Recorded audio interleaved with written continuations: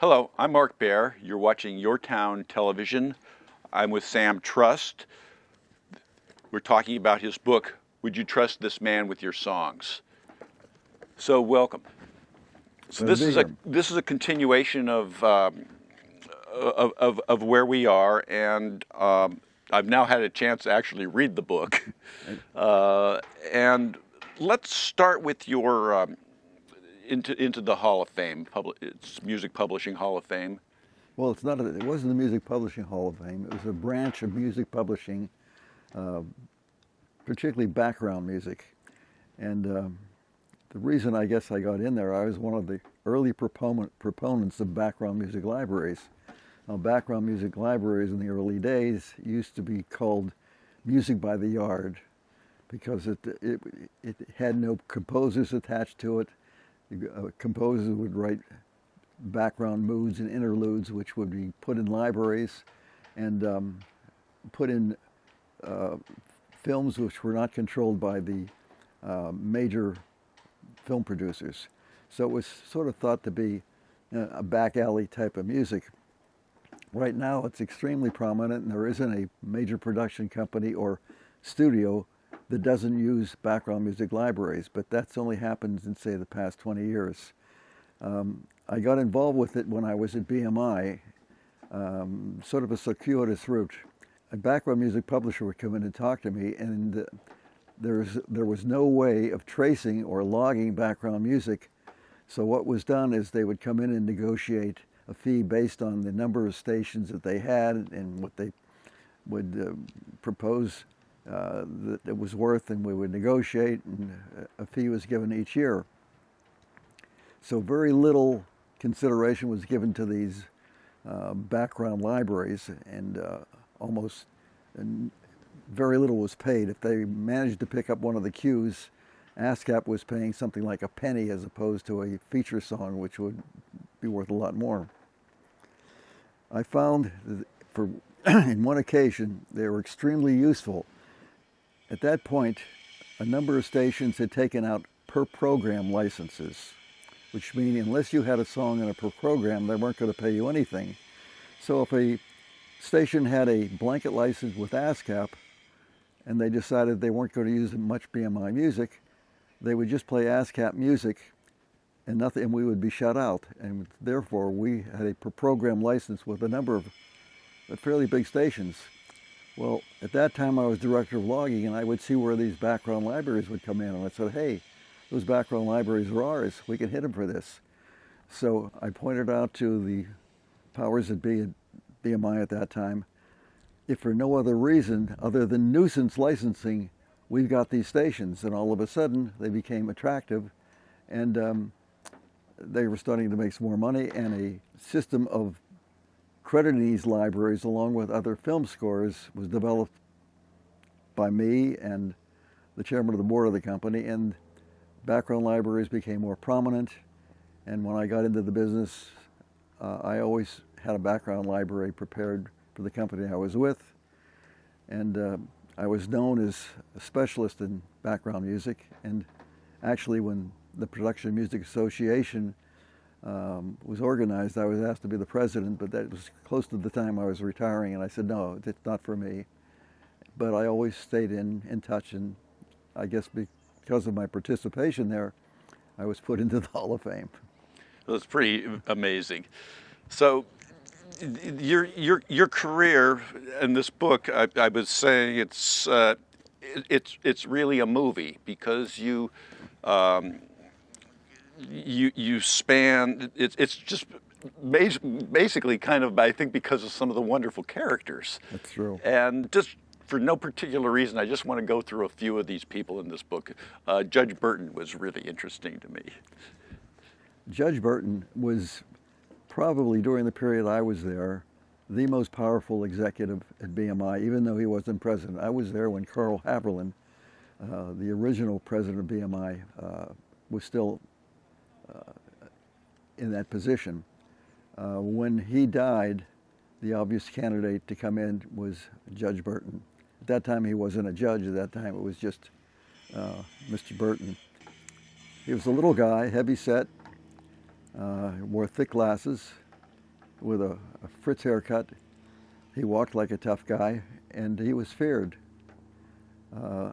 I ended up having a very special relationship to the judge because I challenged him at one point, which, if you like, I'll go into it, but it's rather complicated.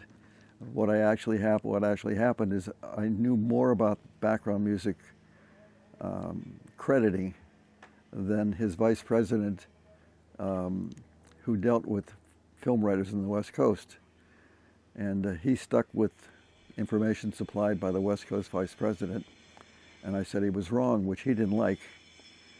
And I set a trap for him. Well, at that time, the director of logging said, if you send that memo, you're finished here. I said, if I don't send that memo, I don't want to work here anymore. So I sent a memo to him with a copy to the chairman of the board. And when he bit into it and I sprung the trap, Sidney Kay just said, Mr. Truss and I will work on a development of a payment system for background music. Well, Judge Burton was furious, and he called me into his office one day, and we had a meeting, which ended up him saying, look, there's a direct line going to your office from mine. When that phone rings, pick it up. He says, I want to get the exact information, what's right, what's wrong, and let me know if that jerk on the West Coast office is feeding me the nonsense or what have you. And so we became quite close, and every meeting of vice presidents, I was at his right-hand side. So at the end of the day, when you were going to get fired, you didn't get fired. The guy knew enough to go directly to you and go around the guy that was directly above you. Right. So that's and that guy became a very good friend of mine, obviously. Okay. So these are really interesting stories along the way, and you. In this, what's really remarkable is you just brook no nonsense. You told it like it was, and you put yourself on the line quite a bit. And sometimes it paid off, and sometimes it didn't pay off. Well, but generally it did. Well, two things that prepared me for this. First of all, I was a Boy Scout, and I became an Eagle Scout, and I always remembered, be prepared. So I always tried to be prepared. And then I had a cousin who I sort of idolized. He became a soldier in World War II, and we became very close. And when I hung up the trumpet and decided to get into business, he gave me a bit of advice. He said, Sam, since you're going to go into business, let me give you advice. He said, don't play politics. He says, and if you're doing something and you know you're right, and nobody believes you, but you know exactly that you're right, stick with it regardless. He said, it'll come out in the end. So those two things prepared me. And so a lot of people say, boy, you've been very lucky. And I said, listen, that may be so, but luck is nothing more than opportunity meeting preparedness. So let's talk about Thea Zavin. She's an interesting character. Yes, she is. Thea Zavin was in charge of publisher relations and the legal department. She was a brilliant woman. She was the first high executive in performing rights, either ASCAP or BMI, and really at the time deserved to be president because aside from the dominance of Judge Burton, she was the brains behind the organization. But she was also a wonderful writer. She was a specialist in divorce law, and she had written books on divorce, she had written books on copyright, and she had written cookbooks. Well, when I got into publisher relations, I reported directly to her. And of course, she met my wife and knew my family. And when my second child was born, my first child was a girl, Jennifer, and my second child was Ben. And of course, she would always send gifts and what have you. When Ben was born, she was smart enough to send a gift to Jenny because she knew that Jenny was not the princess anymore. So she sent a beautiful tea set, which my daughter still has, saying, congratulations on your new brother. So sweet. And she had that knack. She knew just what to do and what to say. She wanted to send you to law school. Yeah, So she did. What is behind this? Well, when I got into publisher relations, I was dealing with lawyers. And at that time in the music business, I don't think they were the cream of the crop lawyers. And a lot of them I didn't really respect. Some of them, or a few were, but a lot of them I didn't. There were clients I said, please don't send in your lawyer. We'll negotiate it, you and I. You don't need a lawyer who's going to take 1/3 of what you get. Don't do it. And so I didn't have a whole lot of respect for lawyers. And so when she said, look, we want you to go to law school, we think you have all, and I thought about it, and I came back, I said, Mrs. Avon, I appreciate it, but with all due respect to your profession, I don't think I want to be in it. So I said, but listen, I've got a Bachelor of Music, which I can hang upside down in my bathroom for all the good it's doing me. I said, I'd like to get a business degree or have some business courses. I said, living in New Brunswick, and we're right next to Rutgers. I'd like to go there. Can I? She says, well, I'll get back to you. And they said, okay. So they paid my tuition to Rutgers. So I'd go to night school in Rutgers, and I took a number of business courses. I didn't get a degree, but I took the courses that I needed, management and marketing and a few other ones, and it helped me tremendously. This sort of mentoring is very, I don't know that it happens anymore, but it's very, you know, she was invested in you. Yes, she was. And then you have to leave, and that's a very sad. That's a very, you know, very emotional part of the book. It was, yeah. But I guess it was time. Yeah. And so I had turned the job down twice, and Stan Yordikoff, who was running the company at that time, called me when I was in Nantucket, and I turned him down, and he just couldn't understand it. So finally, Mrs. Avon let me stay in charge of the office while she went to Nashville with 2 other guys, and I just say, whoa, what is that all about? Because I was used to going there, and he caught me at a weak moment. And he said, I'm at the Netherlands Plaza, come on over, we can talk. So I went over to him, and he said, look, Sam, you don't have to do this. So he said, but I'd like you to be my guest. Well, you and your wife can come out, we'll give you first-class plane fare. You'll stay at this brand new hotel called the Century Plaza. He says, I'll have a car at your disposal all the time. Let us treat you for a week. So I did, and while I was up there, his head of personnel, unbeknownst to me, even found a house that was available. And we looked at the house, and I said, Joan, you know, I'm fully vested in my pension. You know, I just take part of my pension and put it out on the house. It's a beautiful spot. It's an opportunity. They're offering me more money. They'll give me a 3-year contract. And so I agreed to do it. Then the fellow in personnel who was working with me, he says, you don't know me, do you? I said, well, should I know you? He says, well, are you from Pittsburgh? He says, yeah. He says, Swissville. I said, yeah, you're right next to Squirrel Hill where I lived. He says, don't you realize, he says, I replaced you as a punter on the Alder Ice High School football team. I said, I didn't know that. So that was really wonderful.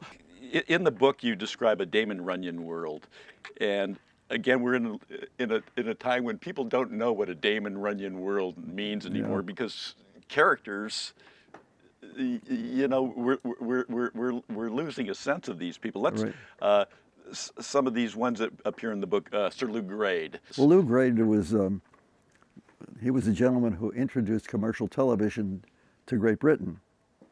In fact, his first show was called Robin Hood, and from there he did Secret Agent Man and a few others, and he was known for one, never being without a Dunhill cigar in his mouth, a Churchill type cigar, and he always had a cigar in his mouth. He always had his jacket off and his sleeves rolled out, and he was running around there. He was in everybody's business, and he was just on the go, except that between 1 and 2 you didn't bother him. He took a nap, but he was always the first one in the office. He would get in the office at 6:15. Anyhow, I was on a short list for the job at ATV, and I was selected, and I went over to meet Lou Grade. Of course, he rushed up to me in his shirt, and he said, oh, he says, glad to have you here. And he said, is there anything you'd like to talk about? I said, well, look, Sir Lou, I have my own company, and I have various writers assigned to me, and I want to keep them. I have some publishing companies. He said, no problem, we'll buy them. I said, they're not for sale. I said, I didn't bring these writers into my company to deposit at your doorstep for a profit. I said, I'm staying with my writers, and as long as I'm affiliated with ATP, they'll be published through your company, and when I leave, they'll be with my company. He says, really? He says, oh, well, go talk to Tony Lucas. He'll figure the whole thing out. And so I sat down with the attorney, and he did. And Lou got around to signing it about 6 or 8 months later, but as good as his word. But Lou was one of 3 brothers,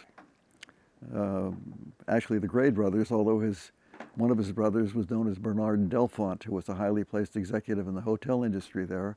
The other one was Leslie Grade, who was a top agent, as was Lou before he got into ATV.